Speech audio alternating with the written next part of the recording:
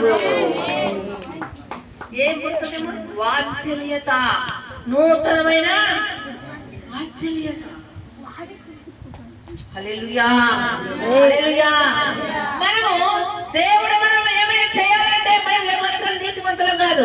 అనుదినము మనం తప్పు చేస్తూ, అబద్ధం ఆడుతూ, సాటిపాటుగా ఒకరి గురించి ఒకరు చెప్పుకుంటూ, ఇవన్నీ దేవుడికి వ్యతిరేకమైనవే.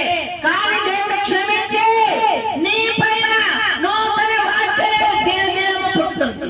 రేపు నిలబడుతుందంటే దేవుని కృప వాత్సల్యత నీ మీద ఉంటుంది. నీవు 5 గంటలు రాకముందే దేవుని వాత్సల్యత నీ మీదకి ఇలా వచ్చేసి నేను హత్తుకోబోతుంది.